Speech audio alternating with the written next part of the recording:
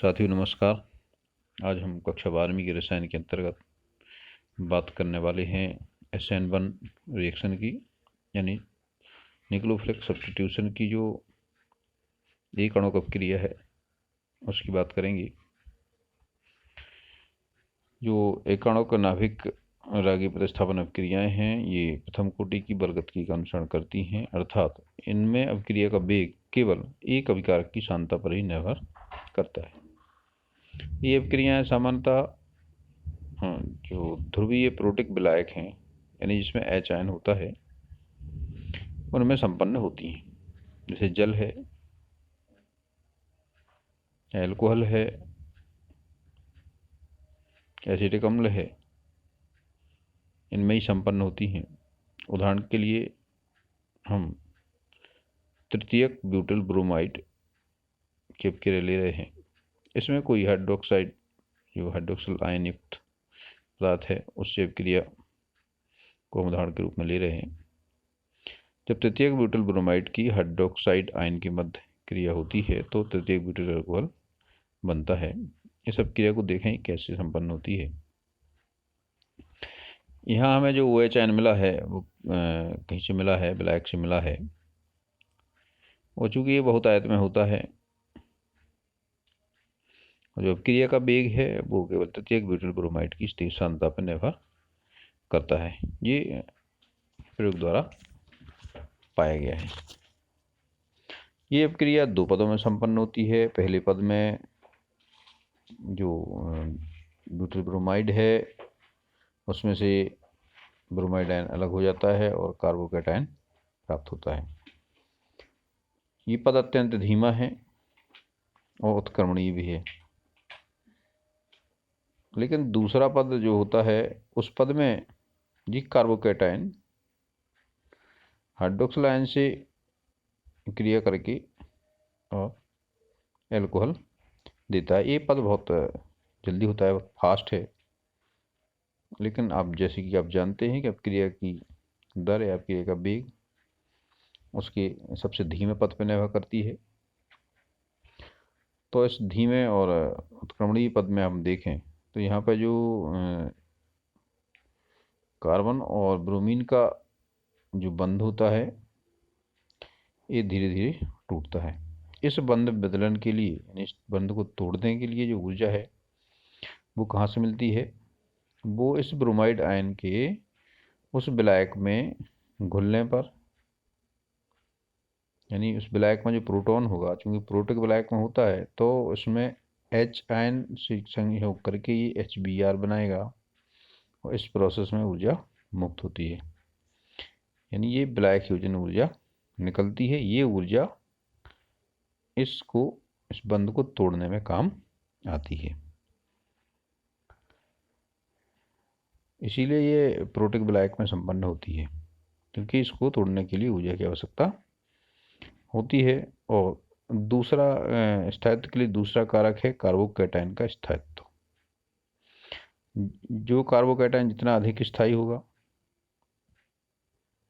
Alcohol का निर्माण उतना ही सरल होगा। चूंकि आप जानते हैं कि जो कार्बोकैटायन है उसका जो स्थायित्व है उसकी जटिलता पर निर्भर करता है। यदि प्राथमिक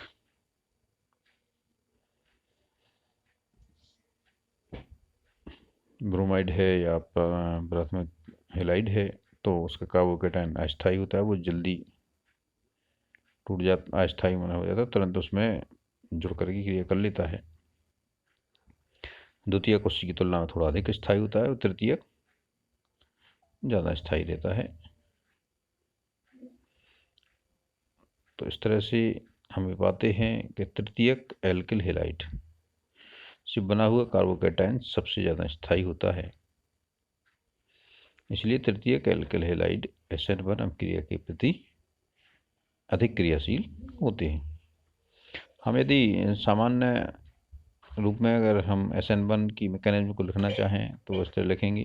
RX प्रथम पद में ये R कैटायन और X एनायन में टूटता है, ये पद बहुत धीमा होता है। और दूसरे में R जो कैटायन है कार्बोकैटायन वो उपलब्ध ऋण आयन से क्रिया करके तुरंत नया यौगिक बनाता है,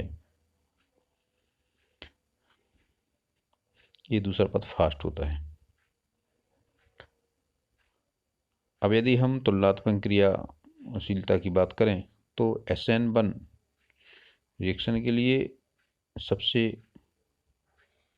धीमी क्रिया होगी, प्राथमिक के लिए, फिर द्वितीयक के लिए और तेज होगी, तृतीयक के लिए सबसे अधिक तेज होगी, यानी क्रियाशीलता प्राथमिक से तृतीयक तक बढ़ती है। अब SN2 की बात करें तो क्रियाशीलता इसके विपरीत क्रम में होती है। SN2 में हम देखें, SN2 में जो क्रियाशीलता होती है वो इस बात पर निर्भर करती है कि जो न्यूक्लियोफाइल है वो कार्बन पे कितनी सरलता से अटैक करता है, यानी कम से कम अवरोध होता है। इसको न्यूक्लियोफाइल यानी जो नाभिक स्नेही है उसके कार्बन तक पहुंचने के मार्ग में जितना कम अवरोध होगा वो उतनी अधिक SN2 क्रिया तीव्रता से होगी। जैसे यहाँ पे अगर मेथिल हेलाइड की बात करें तो इसमें चूंकि केवल छोटे छोटे हाइड्रोजन परमाणु इसके मार्ग में होते हैं तो ये न्यूक्लियोफाइल आसानी से कार्बन पर अटैक कर देता है, इसलिए इसकी अपक्रिया बहुत तीव्र होती है। इसकी तुलना में यदि हम कोई प्राथमिक यानी हम एथिल ब्रोमाइड ले लें या एथिल हेलाइड ले लें तो इसमें चूंकि एक समूह मेथिल समूह रहता है और इस कार्बन पे न्यूक्लियोफाइल अटैक करता है तो इसमें केवल एक ही अवरोध है और बाकी दो छोटे छोटे अणु हाइड्रोजन के हैं तो बहुत खास अवरोध पैदा नहीं करते हैं, लेकिन इसकी तुलना में अधिक अवरोध पैदा करते हैं। तो इसकी अपक्रियाशीलता इसकी पहले बार इसकी तुलना में इसकी अपक्रियाशीलता थोड़ी कम होती है। क्यों? क्योंकि इसमें एक बड़ा समूह अवरोध पैदा करने लगता है। यहाँ पे जो बड़े कोष्टक में आपको संख्या दिख रही हैं ये इसकी अपक्रियाशीलता को एक माना गया है। इसकी एथिल मूलक की जो एथिल हेलाइड है इसकी अपक्रियाशीलता को एक माने तो उसकी तुलना में मेथिल हेलाइड की अपक्रियाशीलता कितनी है? 30 गुनी है। यदि हम यहाँ पे आइसोप्रोपिल हेलाइड की बात करें, आइसोप्रोपिल हेलाइड में क्या होगा, दो मेथिल समूह जुड़े हैं, एक ये ऊपर जुड़ा हुआ है एक ये नीचे जुड़ा हुआ है और एक हाइड्रोजन परमाणु है, तो इसमें अवरोध पहले की तुलना में थोड़ा ज़्यादा हो गया। इसकी जो क्रियाशीलता है इसकी तुलना में कितनी है? 0.02 गुनी, यानी कितनी गुनी हो गई? कम से कम 1/, कितना गुणा करना पड़ेगा एक के लिए? इसमें 50 का गुणा करना पड़ेगा, तो इतनी कम है इसकी क्रियाशीलता इसकी तुलना में बहुत कम है। और यदि हम इसके स्थान में तृतीयक ब्यूटाइल हैलाइड ले लें तो इसमें देखिए एक 3 मेथिल समूह जुड़े हुए हैं, क्योंकि बड़े बड़े अणु हैं तो ये अवरोध को पार ही नहीं कर पाता और इसकी गति इसकी जो क्रियाशीलता है 0 है। तो यहाँ हमें पाते हैं कि जो जितना सरल अणु होगा छोटे से छोटे होगा उसमें अब क्रियाशीलता ज़्यादा रहेगी और जहाँ पे बड़े बड़े अणु होंगे बड़े बड़े समूह होंगे उसमें अब क्रियाशीलता कम होती जाती है। तो SN2 रिएक्शन के लिए यदि हम प्राथमिक द्वितीयक और तृतीयक हैलाइड की बात करें तो ये अपक्रियाशीलता प्राथमिक से तृतीयक तक बढ़ती है। तो इस तरह से हम इन दोनों की तुलना कर सकते हैं। SN1 रिएक्शन में हम पाते हैं कि इसकी जो क्रियाशीलता है सबसे अधिक क्रियाशील है इसके लिए तृतीयक हैलाइड, फिर उससे कम द्वितीयक, उससे कम प्राथमिक, जबकि SN2 के लिए उल्टा है, प्राथमिक सबसे अधिक क्रियाशील है, द्वितीयक के लिए थोड़ा कम है और तृतीयक के लिए बहुत कम है। आइए कुछ समूहों की बात कर लें हम। एलाइलिक जो समूह होता है, एलिलिक समूह, ये आप पहले ही जान चुके हैं। एलिलिक समूह क्या होता है? डबल बॉन्ड के बगल वाला जो कार्बन होता है, माने डबल बॉन्ड के बगल में एक सिंगल बॉन्ड हो और उस पर कोई जुड़ा हो तो वो एलाइलिक समूह कहलाता है।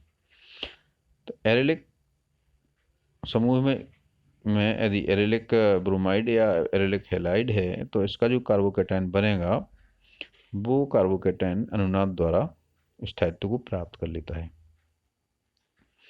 जैसा कि आपको यहाँ दिख रहा है। ये यहाँ पर जो एलिलिक समूह का जो डबल बॉन्ड है ये यहाँ से यहाँ माइग्रेट करता है तो यहाँ का जो धनावेश है यहाँ पे डबल बॉन्ड बन जाएगा, यहाँ का धनावेश यहाँ से ट्रांसफर हो जाएगा और यहाँ पे इलेक्ट्रॉन की कमी हो जाएगी तो धनावेश इधर आ जाएगा। तो ये दो संरचनाएं आपस में बदलती रहती हैं। तो इस अनुनाद के कारण इसको अतिरिक्त स्थायित्व प्राप्त होता है, इसलिए ये SN1 रिएक्शन के लिए अधिक क्रियाशीलता दर्शाता है।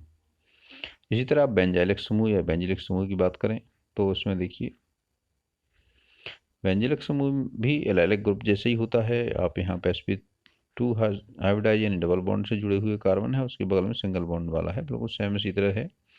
यहाँ पे अनुनाद ऊर्जा और अधिक होती है। ये चार जो यहाँ जो कार्बोकैटायन बनेगा वो 4 अनुनादी संरचनाओं द्वारा दर्शाया जा सकता है। इसको देखिए अपन, जो पहला देखिए आप पहली संरचना, अब यहाँ पे जो इसके बगल वाला डबल बॉन्ड है वो यहाँ माइग्रेट होगा, तो यहाँ पे इलेक्ट्रॉन की न्यूनता आ जाएगी, धनावेश यहाँ आ जाएगा।